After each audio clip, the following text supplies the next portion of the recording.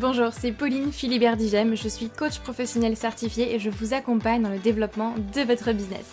En bonus, je vous montre comment trouver simplement vos clients et communiquer efficacement sur LinkedIn. Bienvenue sur le podcast Bien dans mon business, votre dose hebdomadaire de bonne humeur, où chaque semaine, je vous donne les clés pour booster sereinement votre business, votre visibilité et surtout oser réaliser tous vos rêves. Vous êtes prêts ? C'est parti! Vous avez une entreprise mais pas forcément assez de nouveaux prospects chaque semaine, de nouveaux clients. Vous avez l'impression de travailler beaucoup pour au final peu de résultats. Vous souhaitez développer votre entreprise, augmenter votre chiffre d'affaires et simplement au final gagner en sérénité. Eh bien je vous invite très chaleureusement à ma toute nouvelle masterclass entièrement gratuite où je vous explique comment trouver vos clients professionnels grâce à LinkedIn sans forcément avoir à passer vos journées à prospecter, puisqu'on sait très bien qu'on n'a pas que ça à faire. Ensemble, on va voir 3 choses principales. Déjà, en 1, pourquoi vous avez besoin de LinkedIn pour développer votre activité et surtout pour qui est-ce que LinkedIn est bénéfique. Donc voir si LinkedIn est un réseau social sur lequel vous allez pouvoir vous mettre tout simplement. 2, le changement que vous devez effectuer pour communiquer efficacement sur LinkedIn, pour trouver vos clients. Et enfin, en 3, la stratégie en 3 étapes pour décoller sur LinkedIn, pour trouver vos clients et décrocher de nouvelles opportunités. Donc en clair, on voit toutes les stratégies profitables à appliquer et les erreurs coûteuses à éviter pour gagner en sérénité grâce à un flux stable de clients professionnels. Et cette masterclass vous est 100% offerte. Vous avez simplement à vous inscrire via le lien en description de ce podcast ou bien aller sur le lien que je vais vous dire tout de suite, www.humanbusiness-academy.com/masterclass. Je répète, www.humanbusiness-academy avec un y.com/masterclass, mais le plus simple, c'est que vous cliquez sur le lien en description de ce podcast et je vous détaillerai toute la stratégie pour faire décoller votre business. J'espère sincèrement vous y voir et je vous dis à très vite.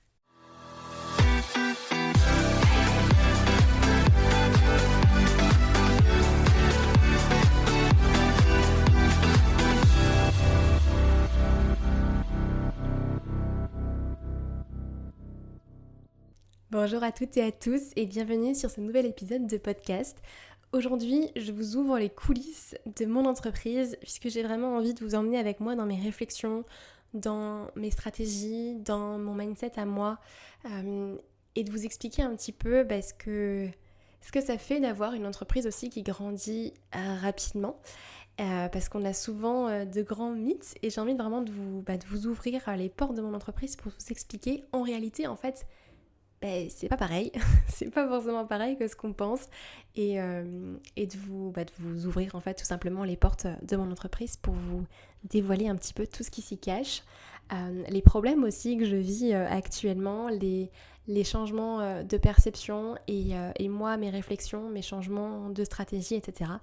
Donc restez connectés, c'est parti. Alors petite info, cet épisode de podcast va pas forcément vous dévoiler, on va dire, des stratégies pour lancer votre activité, pour trouver des clients, pour communiquer sur LinkedIn, pour apprendre à vous vendre, etc. On n'est pas forcément sur un épisode qui va s'adresser, on va dire, à des personnes qui débutent. Par contre, même si vous débutez, où que vous soyez d'ailleurs dans votre stade d'entreprise, même si vous êtes à 10 km déjà devant moi, c'est des choses soit que vous avez vécues, soit que vous allez vivre. Et donc je pense que ça peut largement vous être bénéfique pour éviter certaines erreurs aussi par la suite dans le développement de votre activité. Pour faire un petit récap très rapide de mon parcours, même si vous le retrouverez plus en détail sur mon site internet, je vous ai fait une petite rétrospective avec des dates et tout. Moi j'ai ouvert mon auto-entreprise en 2018, mais bon, il faut savoir que je n'avais absolument pas de stratégie, rien du tout. Donc autant vous dire que je ne vivais pas du tout de mon activité. J'ai eu pas mal d'activités en fait différentes pendant à peu près 2 ans et puis début 2020 j'ai vraiment tout structuré vraiment toute mon expertise, mon offre, mon positionnement, ma cible, etc. Je me suis formée, je me suis fait accompagner et c'est là où tout a démarré très clairement et au bout de à peu près 2 mois je vivais de mon activité. J'ai enfin pu me prendre un appartement, grande avancée aussi, mais vraiment pouvoir vivre effectivement de mon activité, donc en 2020 en pleine crise Covid, etc. Et en fait, ça a décollé assez rapidement puisque j'ai commencé à recruter en fait quelqu'un dès l'été 2020, une première personne. En janvier 2021, je faisais mes premiers 10 000 € par mois. Donc c'était quand même chouette, une grande avancée aussi que j'ai bien célébrée avec le lancement donc, du coup de ma formation qui aujourd'hui s'appelle la Human Business Academy. Et puis cette année, les premiers mois où j'ai pu réaliser 100 000 € de chiffre d'affaires par mois. Donc ce qui est pas rien, ce qui fait qu'aujourd'hui j'ai une entreprise qui grandit rapidement, où bien évidemment j'ai pu atteindre les 6 chiffres à l'année. J'ai 7 personnes qui travaillent avec moi au quotidien et différents prestataires plus ponctuels. Donc ça grandit bien. Aujourd'hui, si vous ne le savez pas, je vis à Bali. Bref, sur le papier, ça peut être génial, la vie de rêve comme on dit, mais dans les coulisses, parfois, il y a des jours, c'est pas facile et en fait, c'est pas forcément ce qu'on s'imagine. C'est-à-dire que quand moi je l'imaginais il y a 2-3 ans, j'imaginais quelque chose de beaucoup plus simple, de beaucoup plus facile. Et en fait, souvent, moi j'ai noté 4 grands mythes en fait qu'on a quand on veut développer son entreprise et quand on s'imagine des personnes qui ont réussi et qui ont une entreprise qui fait du cash, qui fait du chiffre et qui grandit. Alors déjà, première chose que moi je pensais, c'était, je me disais, ouais, quand j'aurai une entreprise qui grandira, qui aura au moins 6 chiffres et tout, j'aurai plus de liberté, j'aurai plus de temps. Oui, alors pas forcément. Je vais vous expliquer après pourquoi pas forcément justement.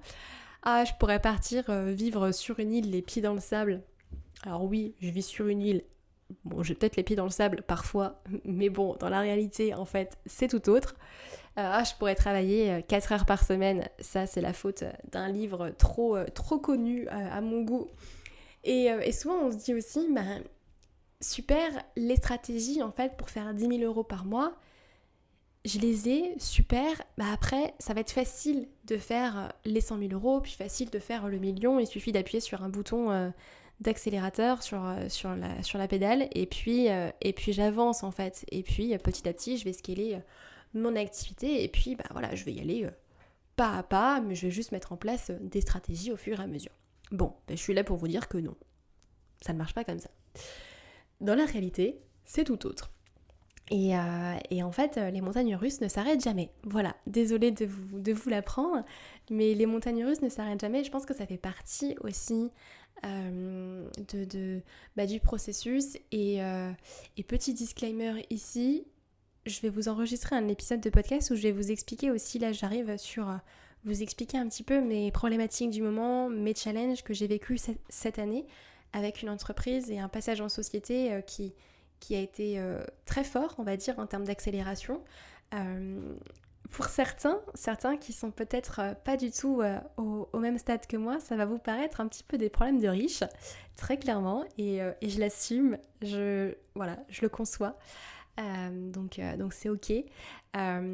Donc c'est peut-être des problèmes qui vont vous paraître beaucoup trop futiles pour l'instant. Pour d'autres, peut-être que vous allez vous retrouver très certainement dans ces problèmes-là que vous avez peut-être déjà vécu et ces challenges-là. Mais j'ai vraiment envie de vous le partager en fait, moi, ma réalité et mes challenges parce que ça fait partie de mon activité et j'ai pas envie de vous véhiculer en fait une vie et un parcours entrepreneurial où tout est rose, où c'est le monde des bisounours. Non, alors oui, ça peut être bien évidemment simple, c'est pas facile, ça peut être simple quand on se forme, quand on se fait accompagner, quand on met les choses pas à pas en place, mais par contre, vous allez vous prendre des rochers sur votre chemin. Ça, c'est inévitable. Vous allez tomber. L'important, c'est de se relever. Et voilà, donc je me suis noté un petit peu mes grands challenges de 2022. Et en fait, dans la réalité, ce qui s'est passé, ce que moi je pensais obtenir, et en fait, non, la vie m'a beaucoup challengée déjà pendant ces 9 premiers mois. Ça, je peux vous l'assurer. Déjà, première chose, en fait, moi je pensais que quand notre entreprise, elle grandissait, que c'était déjà plus stable, plus lancé, que j'allais arriver en fait à un rythme de croisière et que du coup c'était cool, j'allais pouvoir un petit peu lever le pied, prendre du temps pour moi, avoir plus de liberté, plus de temps comme je vous disais tout à l'heure. Et en fait, tout l'inverse s'est produit. À peu près l'année 2021 a été assez charnière pour moi là-dessus. Je me suis retrouvée en fait vite submergée par toutes les casquettes que je devais porter, toutes les casquettes de l'entrepreneur que vous allez devoir aussi porter vous de votre côté. La communication, le marketing, la vente, la partie commerciale, la comptabilité, ma casquette de coach, ma casquette de formatrice, ma casquette de prestation de service, enfin de prestataire de service. Et en fait, je me retrouvais totalement perdue. Même en termes d'organisation, en fait, je me retrouvais à m'éparpiller dans toutes mes casquettes et ce qui fait que je me rendais compte qu'en fait, j'avais pas de structure. Et en fait, la première chose qu'il faut que vous fassiez pour scaler votre activité, et ça, c'est ce que je vous apprends dans mes coachings individuels d'ailleurs, parce que croyez-moi, j'en ai souffert et je suis passée par là, c'est de structurer votre entreprise. Alors, structurer, ça veut dire tout et n'importe quoi. Mais par exemple, dans mon cas, j'ai dû structurer tout mon processus de vente, tout mon processus de com, et surtout, j'ai été obligée en fait de recruter rapidement. Alors, j'ai fait pas mal d'erreurs en termes de recrutement, forcément, vu que c'était les premières fois où je recrutais et que même moi, dans mon parcours aussi à moi, j'ai pas vraiment vécu beaucoup d'entretien d'embauche moi en tant que candidat en fait directement. Du coup, je pataugeais un petit peu dans la semoule là-dedans. Ce qui fait que j'ai pas forcément recruté parfois dans les bonnes conditions. J'ai beaucoup recruté dans l'urgence, début 2021 surtout. Mais du coup, ça m'a permis de structurer mon entreprise après, par la suite, et de mettre en place en fait rapidement des process, des choses bien concrètes, des onboarding bien précis pour les personnes qui me rejoignent par exemple dans l'équipe, mais de vraiment en fait structurer toute mon entreprise pour faire en sorte que mes casquettes en fait d'entrepreneur, mes différentes casquettes puissent tourner plus simplement en fait toutes seules. Je vous donne un exemple, la partie par exemple communication et marketing, vente, ça a été en vrai mon gros chantier de pouvoir en fait structurer cette partie-là pour que moi je puisse me libérer du temps sur mes autres casquettes. Tout simplement. Je ne sais pas si ça fait sens ce que je dis, j'espère que vous comprenez. mais souvent effectivement on pense que c'est tranquille, je vais avoir plus de temps pour moi, je vais pouvoir me libérer du temps. En fait, non. Si vous ne prenez pas le temps ne viendra jamais à vous, en fait. Donc pour ça, il faut d'abord structurer son entreprise pour se permettre de pouvoir se libérer plus de temps pour travailler sur d'autres projets, pour passer du temps en famille, là, pour faire ce que vous, en fait, vous décidez de faire. Et deuxième chose, en fait, il faut savoir que moi, dans mon esprit, dans ma tête, j'ai pas forcément très peur de l'échec. C'est pas une peur qui est vraiment présente chez moi, déjà parce que j'ai déjà vécu assez d'échecs, je pense, pour savoir que quoi qu'il arrive, de toute façon, je me relèverai. Et puis j'ai toujours un plan Z, donc clairement, c'est pas ça qui me fait peur. Par contre, cette année, en 2022, j'ai beaucoup été confrontée en fait à ma peur de la réussite. Et ça a été une grande révélation pour moi parce que j'en avais pas du tout conscience. Et je me suis rendu compte en fait que en avançant, plus mon entreprise grandissait, plus en fait je m'auto-sabotais. Je vous explique. Juin 2022, c'est le premier mois que je fais à plus de 100 000 € de chiffre d'affaires pour ma société. Et là, honnêtement, mon cerveau, il a vrillé. Et en fait, instinctivement, mon premier réflexe, ça a été en fait de freiner, de tirer sur les rênes, par peur en fait d'aller trop vite et par peur de trop réussir entre guillemets. Et en fait, je me suis complètement auto-sabotée et bon, je le regrette pas forcément parce que je sais que c'est lié à mes schémas, mes peurs et mes croyances à moi. Et en fait, j'ai envie de dire, je suis même hyper reconnaissante de l'avoir vécu parce que ça m'a permis en fait de travailler là-dessus, alors que je n'avais jamais vraiment travaillé sur cette peur de la réussite là. Mais en fait, là où j'ai vraiment pris conscience de quelque chose, c'est que développer son entreprise, oui, c'est de la stratégie, c'est mettre en place des process, de la structure, etc. Mais en fait, ça demande de travailler autant, voire même plus, sur ses propres peurs, sur ses propres croyances, sur son propre mindset, sur son propre fonctionnement, en fait, que sa stratégie. Oui, la stratégie, elle va être importante, bien évidemment, mais en fait, arriver à un stade, quand vous arrivez à votre plafond de verre, quand vous arrivez à un croisement, en fait, directement, pas pour choisir quelle direction prendre ou pour dépasser votre plafond de verre, là, vous avez besoin de travailler sur autre chose que juste la partie stratégie. La stratégie, ça ne suffit plus. Et c'est aussi également en fait ce que je fais en coaching individuel, puisque pour moi il y a la structure, mais il y a la partie mindset aussi qui est en fait primordiale. Et donc j'ai travaillé dessus tout l'été. Je me suis fait coacher, bien évidemment, puisque je ne pourrais pas faire du coaching si derrière je ne croyais pas, on va dire, en cette méthode-là.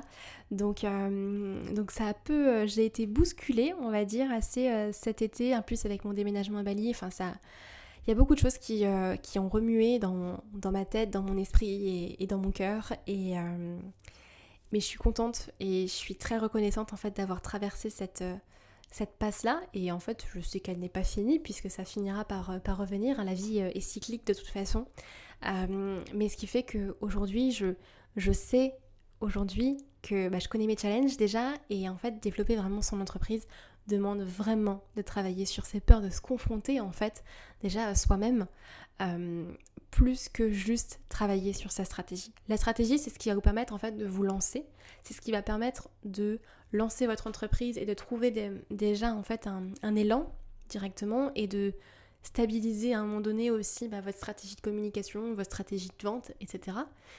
Mais ensuite le mindset, c'est vraiment ça qui va donner le coup d'accélérateur que vous avez besoin pour atteindre votre vie de rêve en fait, tout simplement.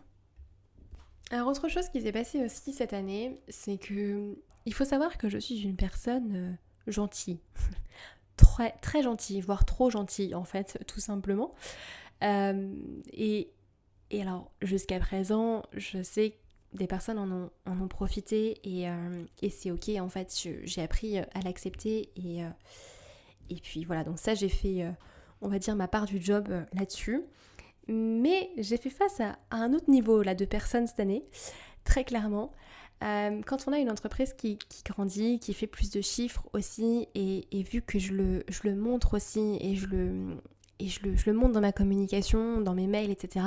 Donc je le cache pas nécessairement, parce que c'est une volonté de ma part, et c'est pour vous montrer déjà que c'est possible, et que c'est atteignable, et qu'il suffit en fait, entre guillemets, de travailler sur soi et mettre en place les bonnes stratégies, et d'avoir les bonnes clés, on va dire. Ok, super. Mais cette année, j'ai quand même dû faire face à des personnes assez malhonnêtes.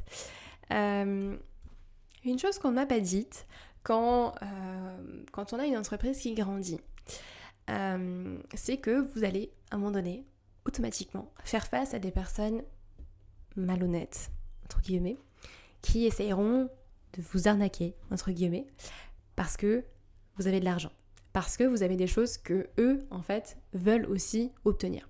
Ce qui fait que j'ai eu le bonheur cette année de faire appel à ma première avocate. Ça a été sympa, mais encore une fois, ça a été un challenge, et encore une fois, je suis énormément reconnaissante en fait pour cette challenge, cette situation que j'ai vécue, parce que, encore une fois, ça m'a permis d'aller travailler sur mes peurs, sur d'autres choses en fait qui sont remontées en moi, parce que forcément, quand vous avez votre premier gros litige, on va dire, ça fait remonter pas mal de peurs. Mais bon, du coup, j'en suis ressortie grandie, et puis ça m'a permis aussi de pouvoir vraiment structurer davantage aussi mon activité, de pouvoir mettre le doigt sur les petits points d'interrogation qu'il y avait encore dans ma structure, sur lesquels il fallait que je travaille en fait, tout simplement. Donc, c'est possible que quand vous avez une entreprise qui grandit, vous avez des problèmes qui grandissent aussi avec et ça fait partie du job. Donc pensez à vous entourer aussi, ça c'est grande leçon pour vous. Pensez à vous entourer de gens compétents, pensez à vous entourer aussi de gens qui peuvent vous recommander à des gens très compétents, parce que ça fera toute la différence. Votre environnement dans ces moments-là, c'est la clé. C'est la clé, c'est la base de votre pyramide. Ça, je pourrais faire un épisode de podcast d'ailleurs dédié à ça. Pourquoi est-ce que votre environnement vraiment ça va tout changer pour vous. Donc pensez à vous entourer aussi, puisque c'est ce qui fera que quand votre entreprise va grandir, ou enfin au fur et à mesure de votre développement, vous allez pouvoir avancer beaucoup plus vite. C'est votre environnement. Et dernier point que je me suis noté par rapport à au challenge que j'ai pu vivre cette dernière année, ces derniers mois en mode intense x 1000, c'est par rapport à cette question de la liberté. Moi, un de mes objectifs quand je me suis lancée, c'était de me dire j'ai envie de passer à 4 jours par semaine parce que j'ai envie, j'ai besoin, j'ai envie tout simplement d'avoir un jour dans ma semaine que je dédie à moi. Et c'est pas égoïste, au contraire, mais que je dédie vraiment à moi en fait, à ma croissance, à prendre du temps pour moi pour pouvoir après prendre mieux soin des autres. Et ça n'a pas du tout été facile à mettre en place. Ça a même été un grand calvaire en fait, puisque ça m'a demandé en fait encore une fois de me confronter à de nombreuses croyances et de schémas que j'avais et qui étaient ancrés et qui inconsciemment en fait m'empêchaient de mettre en place cette semaine de 4 jours. Alors je vous ai fait un épisode de podcast qui est entièrement dédié sur le sujet, donc je vous invite à aller l'écouter, où je vous explique ce que j'ai mis en place pour justement arriver à une semaine de 4 jours et quand même multiplier mon chiffre d'affaires par 4 à l'époque, mais aujourd'hui j'ai pas fait les calculs, on est à beaucoup plus, très clairement. Mais la semaine de 4 jours, en fait ça m'a mis 1 an à la mettre en place. Et ça a été très compliqué. Mais ce que je veux dire par là, c'est que souvent on s'imagine que quand notre entreprise va grandir, on va avoir plus de liberté. Alors oui et non. Non, parce que si vous ne mettez pas en fait en place les choses vous ne l'aurez jamais. Et vous serez toujours esclave de votre entreprise et salarié en fait de votre entreprise. Et vous n'aurez jamais de temps libre si vous ne mettez pas les bonnes choses en place, la bonne structure, et si vous ne travaillez déjà pas sur vous. Et oui, en fait, ça peut être possible. Je vous donne un exemple très, très concret. Aujourd'hui, un de mes rêves était de partir vivre en tant que digital nomade. Et ma première étape, c'est Bali, là où je vis aujourd'hui. Et j'en suis très contente. Mais contrairement aux messages que j'ai pu recevoir ces derniers mois, non, ça n'a pas été facile. Et non, il n'a pas suffi en fait de prendre juste un billet d'avion et de partir vivre à l'autre bout du monde. J'ai passé des mois et des mois en fait à structurer mon entreprise pour pouvoir réaliser ce rêve. Donc la question que j'ai envie de vous poser, c'est ok, vous voulez plus de liberté au travers de votre entreprise, mais c'est pour faire quoi ? Quels sont vos rêves derrière en fait ? À quoi va vous servir le temps libre que vous allez vous dégager ?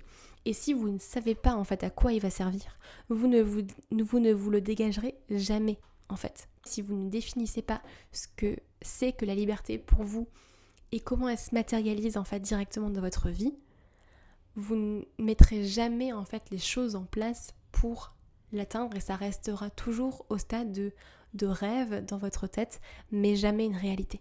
Et ça, encore une fois, c'est quelque chose que je travaille en individuel avec mes fabuleux coachés qui ont des rêves de fou. Et d'ailleurs, je suis trop contente. Je leur passe un petit mot par là si jamais vous passez sur ce podcast.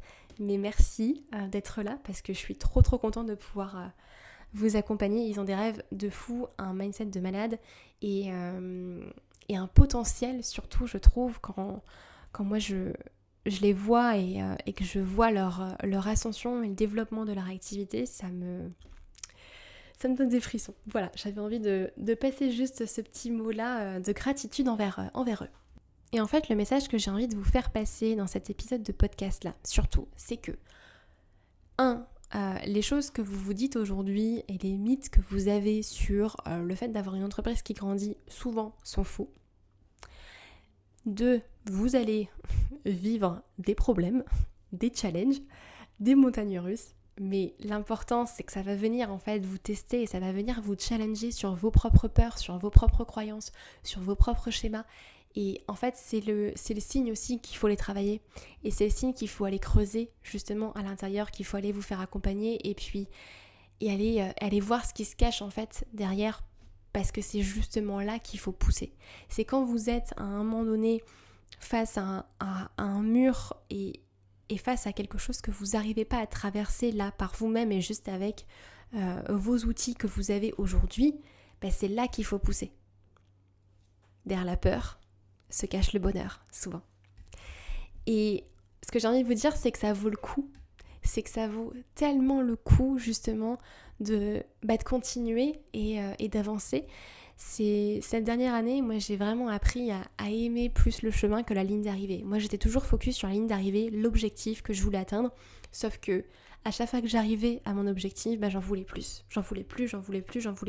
Ce qui fait que je ne profitais pas en fait du chemin et du moment présent. Quand je me suis lancée, en toute honnêteté et transparence, j'étais après l'argent. Je voulais plus d'argent. Je vivais une situation financière qui a été particulièrement difficile, dont je ne vais pas étaler forcément ici dans le podcast, mais j'étais vraiment en mode il faut que je gagne de l'argent, sinon je vais finir à la rue, très clairement. Donc c'était mon objectif principal. Mais en fait, plus j'avançais dans mon parcours entrepreneurial, plus aussi je me suis rendu compte que le plus important en fait, c'est pas la ligne d'arrivée. C'est pas les objectifs, mais c'est d'apprécier vraiment le chemin. D'apprécier la personne que j'étais en train de devenir, les rêves que j'étais en train de réaliser. Et vous de votre côté, c'est pareil. Le niveau de bonheur que vous vivez est directement proportionnel aux peurs que vous dépassez, aux croyances que vous reprogrammez, à votre vulnérabilité et le courage que vous avez aussi à accepter vos peurs, à accepter vos émotions et à avancer vers votre vie de rêve. Et c'est ça le plus important. Ça me rappelle un petit peu la fois où j'ai gravi le mont Fuji au Japon en 2018. Petit aparté, petite histoire. Le mont Fuji fait 3800 mètres d'altitude. On a grimpé de nuit pour arriver au sommet à 4h du matin pour le lever du soleil. Donc autant vous dire qu'à l'époque, j'étais pas très très sportive. C'était pas grimper une montagne. Moi j'ai pas l'habitude de l'altitude, j'ai pas l'habitude de la montagne. Donc ça a été très compliqué pour moi. L'ascension a duré 8 heures puisqu'on a commencé à peu près à 20h le soir pour arriver à 4h du matin au sommet. Et en fait, à un moment donné, mes jambes ont totalement lâché. Mon corps me disait de tout lâcher, de tout arrêter. Et j'avais plus clairement la force de continuer. Mais à ce moment-là, c'est le mental qui prend le dessus. À ce moment-là, croyez-moi, quand vous fixez votre objectif et que vous avez dans votre champ de vision littéralement le soleil qui est en train de se lever, vous profitez du chemin aussi, mais vous défoncez tout pour aller au sommet et pour avoir une encore plus belle vue. Donc en fait, oui, ça vaut clairement le coup. Ça vaut clairement le coup. Si on m'avait dit en 2018, lorsque j'ai ouvert mon auto-entreprise, qu'aujourd'hui, je vivrais à Bali, à côté de l'océan, où tous les jours, je peux faire ma marche sur la plage avec les pieds dans l'eau, que j'aurais une société à 6 chiffres avec 7 personnes dans l'équipe, que je kifferais chaque jour en fait à tester de nouvelles offres, de nouvelles activités et à vivre une vie en fait palpitante, mais jamais je l'aurais cru en fait. Car à l'époque en fait, je voyais vraiment tous les obstacles qu'il pouvait y avoir sur mon chemin. Et vous savez quoi ? Il y en a eu bien plus que ce que j'imaginais. Mais quand votre vision est forte, quand vos rêves sont tellement forts, vous y allez en fait coûte que coûte. Et vous n'abandonnez pas. Donc j'ai envie de vous poser une question. Vous de votre côté, quels sont vos rêves ? Pourquoi est-ce que vous avez envie de développer votre entreprise ? C'est quoi la liberté en fait pour vous ? Qu'est-ce que ça représente ? Et au quotidien, quelle est la personne que vous avez envie en fait de devenir ? Et plus vous serez précis dans ce que vous imaginez, plus vous pourrez mettre en place les bonnes actions pour vous rapprocher de votre vie de rêve. Et c'est ça qui va faire que vous allez avancer et que vous allez tellement apprécier le chemin. Et je peux vous aider pour ça. C'est exactement ce que je fais avec mes clients dans mon programme de coaching Business Expansion. Donc si ça vous parle, je vous laisse directement candidater sur mon site internet ou m'envoyer un petit message et puis on discutera ensemble. Donc on arrive à la fin de cet épisode de podcast. J'espère que les coulisses comme ça de mon entreprise vous auront plu. N'hésitez pas à me partager votre retour par rapport à ça parce que j'ai toujours un petit peu peur de vous partager vraiment les coulisses de mon entreprise qui aujourd'hui ne sont plus très représentatives d'une personne qui est solopreneur et qui démarre. Parce que j'ai d'autres challenges, d'autres problèmes, mais j'ai quand même envie de vous partager vraiment mes réflexions, mes avancées et ce que je vis. Donc n'hésitez pas, je serai très très curieuse et j'ai très envie d'avoir vos retours. Donc si vous pouvez m'envoyer un petit message pour me dire ce que ça vous a évoqué et si ça vous a plu ou pas, au contraire, je serai très heureuse d'avoir votre retour. Voilà, j'espère en tout cas que ça vous a plu. N'hésitez pas à me laisser un commentaire sur Apple Podcast ou sur Spotify. Et je vous dis à la semaine prochaine pour un nouvel épisode de Bien dans mon business. D'ici là, prenez soin de vous et on se retrouve très vite. Bye bye.